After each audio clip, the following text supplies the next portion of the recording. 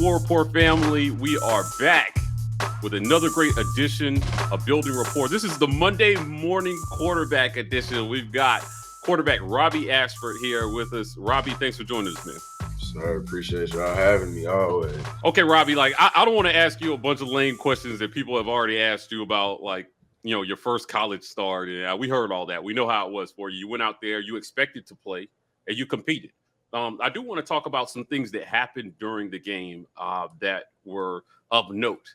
Now, I want to talk about the first play. The first play you got when they put you in, you get the ball. It looked like it was a design run. You juked three guys and then got a quick 9 yards. Talk about vision running the ball. Was that a design run play? Did you guys want to pass and you just took what was there? Talk to us about that play for a second. So that was really just read option type and in crash, so I had to keep it. And it was just had to get active.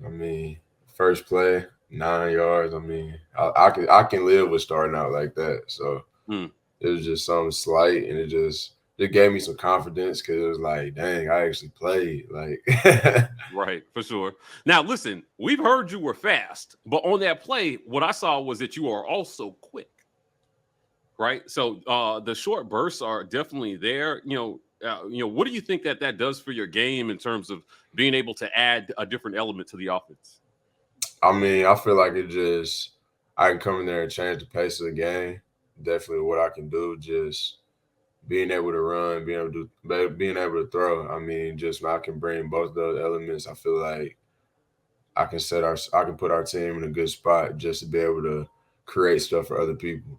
Definitely in the run game, because boom, you crash, I pull it. Okay, now you gotta make a decision. Do you want to crash again or you want to sit and let me give it to the best running backs in the nation? So it's really you pick, and whatever you pick, we're gonna make sure you're wrong with your decision. All right, so I know everybody has asked you about the play where you were in the slot. You come across with the handoff, and then it's basically an option pitch to Tank. One of the things that Coach Harsin said when he asked about it is they actually gave you all a different look because there were two guys there off of the end. And just talk me through that play a little bit more and kind of what I'm looking at on the tape. I want you to confirm it for me before I say it, because I want to look like a genius. But now let me say it so I can look like I'm smart, and then you can be like, yeah, that's exactly what happened. So it looked to me like when you got to the edge, you were trying to bait both of those guys to take you so you could get the pitch. Like in your mind, you were like, I want to pitch this to Tank, not cut it up. So you gave him a little stutter step to the inside to get him to come to you to hit him with the pitch. But you could tell me if I'm right about that. Yeah, you're right about that, because it was literally, they did give us that different look. So I got it. I seen two outside, and they were really trying to play both. And I was like, I can't let them play both. So I was like, I was killing them on the run game. I was like, all right, let me just hit this little, like you said, the stutter inside, just to be able to get the ball to Tank. And then, after that, you know what Fo gonna do.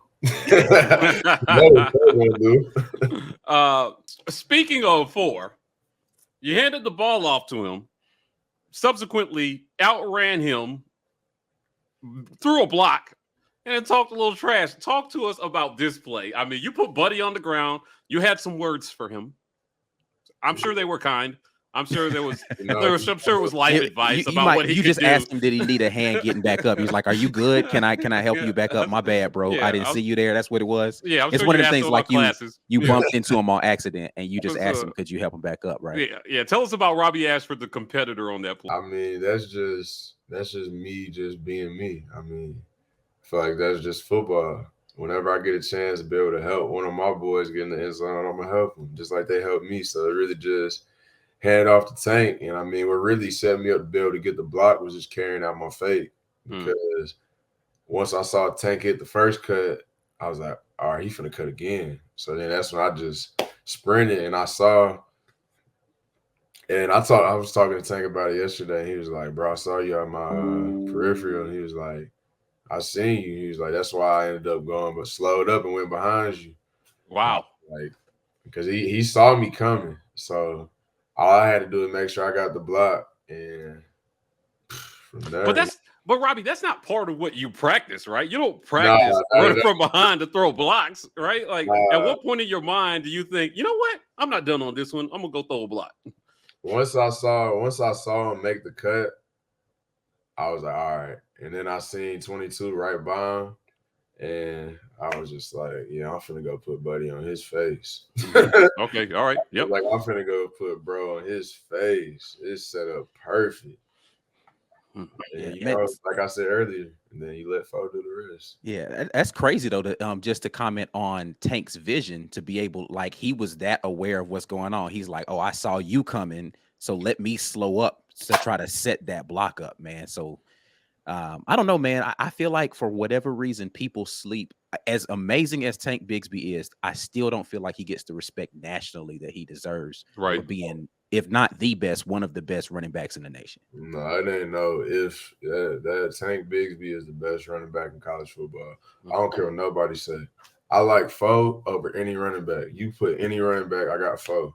I don't care what nobody say, and he gonna show everybody why. Listen, I'm with you. I believe I've been driving that truck for a minute. The next thing I want to talk about is the deep shot to JJ. You took that shot. Like, how satisfying is it to just like uncork one? You know, this is, I mean, literally your first collegiate pass, and you let it rip deep, and just to see that come down in stride. Just talk me through that moment for a minute. And was that like your primary read on that one? Like, what was the read that you were looking at to help you determine, okay, yeah, I'm taking the shot on this one? I mean, I seen there was in a quarters look, and I mean, that's what we got that on that play. We were like, oh yeah, we knew what time it was. So it was just a matter of fact of, I know I had Bar out there running the tape, and it's just, you just gotta let the ball go and let them boys run. Definitely somebody like Bar, just let him go run. He gonna outrun everybody. So just let it go. I seen him. I just seen how he was moving. I'm like, oh yeah, he finna get to this. Boom. Yeah. Yeah, no, he definitely ran up underneath it, man. I was like, when I was, so I'm in the press box and I'm watching it, and as soon as you let it go, I was like, ooh, it just looked, it looked nice in the air. I was like, okay, Robbie came to play tonight, man. I was loving it. Yeah. You said, so I'm sorry if you already said, you said that was or wasn't your primary read on that play? Nah, it was. It was? Okay. Once I seen that safety in the quarters look, roll down, I was like, oh yeah. All VAR got to do is win. And I knew he was going to beat whoever it was, whoever the safety was. I wasn't really worried about him. I just put the ball there. Right. I wasn't worried about safety. I got 6 over anybody too. I got my whole team over anybody. Let me just say that. Got my boys over anybody. Robbie, talk to us about the 49-yard run up the sideline. I thought for a second you were gonna beat the last one man to beat, and that was going to be to the house. How upset were you that guy took? He took a pretty good angle on you, but how upset were you that you didn't house that one? Man, I was upset, but when I went back and looked at it on film, it was just kind of like he had a great angle. He definitely did his pursuit. He been doing his pursuit drills in practice. But I mean, it was just good to break the run because I really could have set him up more once I seen him, but I didn't know I had another dude that was coming right behind me.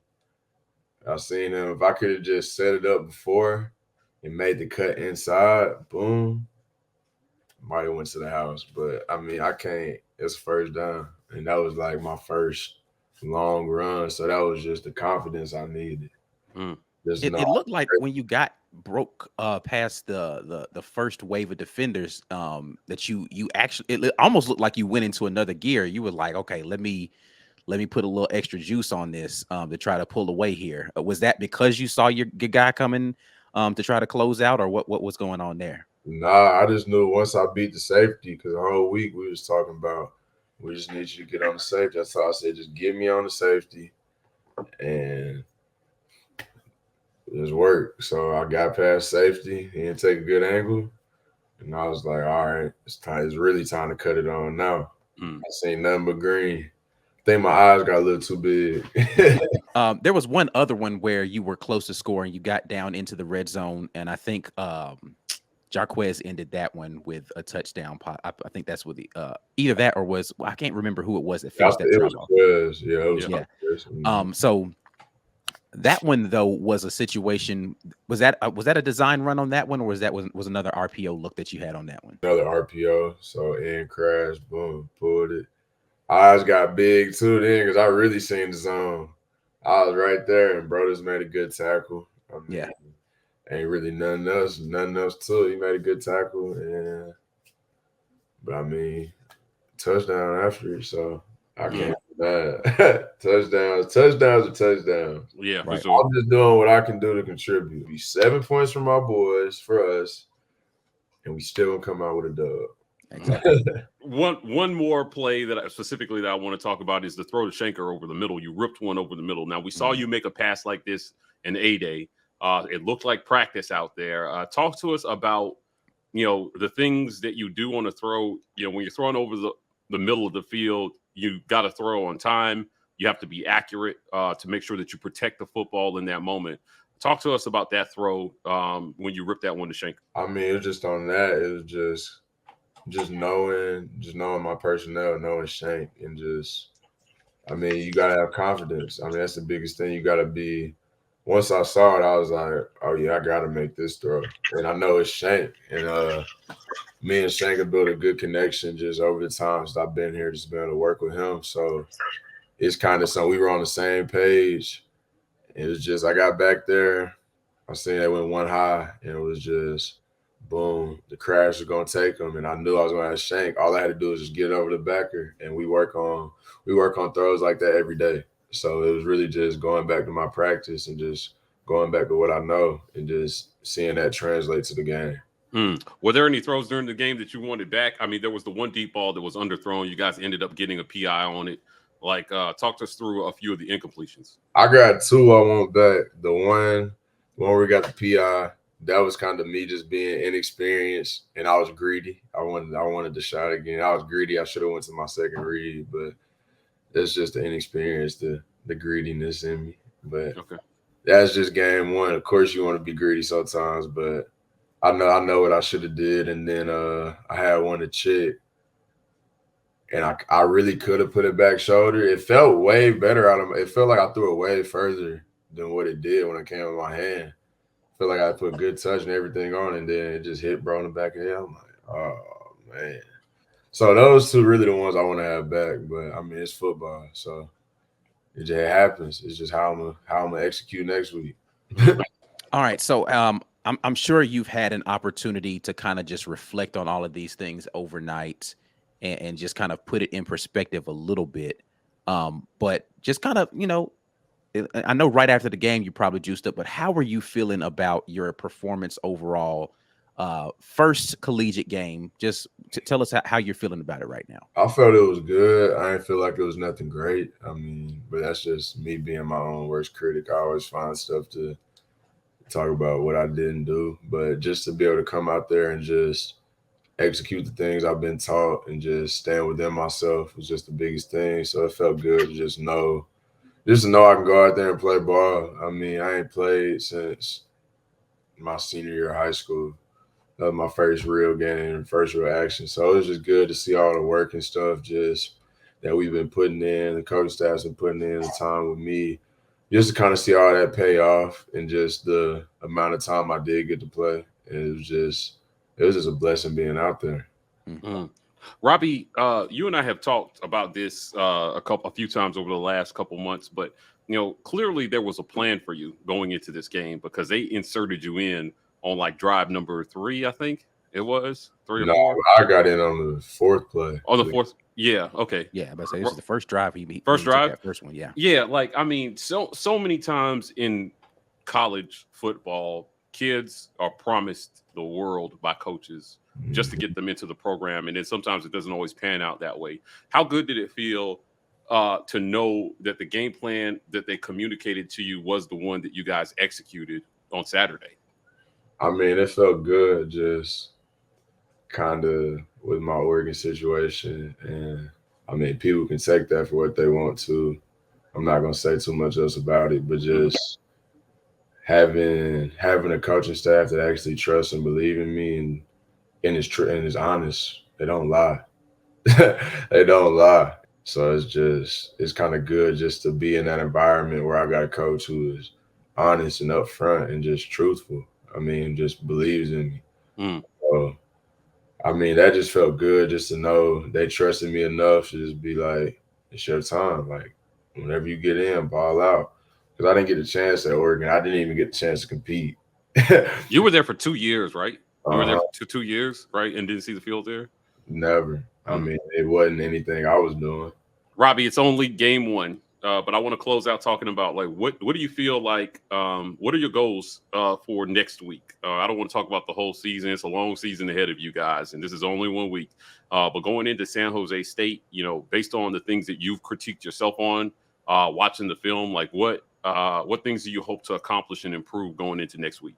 Improve on a little stuff, just the things I didn't execute on, just making sure I come out and execute them and just doing whatever I need to do to help the team win, whatever my role is, however many snaps I play, going out there and just balling out for my boys and for my coaches and just Auburn. I mean, it's just really simple as that. Just going out there and just doing what I know I can do to be able to put our team in a position to win. And I mean, as long as we come out with a W, I can have 0 touchdowns the whole season. If we winning, I don't care. It's about wins. It's about wins. Definitely in the SEC. It's about winning. So our biggest thing is you got each other. We have each other's backs. I mean, you just come out there, you play for your brothers to your left and your right every single play. I mean, it's not about you individually. If it was, it wouldn't be a team sport. So just going out there and doing whatever I can to just help us win is just what I'm gonna do and just executing the game plan. Robbie, I want to thank you for joining us on this Monday to talk about your first college game in the SEC. At that, we appreciate you taking some time to talk to us. We're hoping to have you back next Sunday after another dub. Those wins you're talking about, you guys are probably going to go score another one, and we'll talk about how that went for you. So thanks for joining us. Yes, sir. I appreciate it. Guys, that's it for another great edition of Building Rapport Monday Morning Quarterback Edition. If you want more content like this, please hit like and subscribe. We are the War Report on most social media platforms. TW Rapport on TikTok. Fellas, we're signing off, and as always, War Eagle.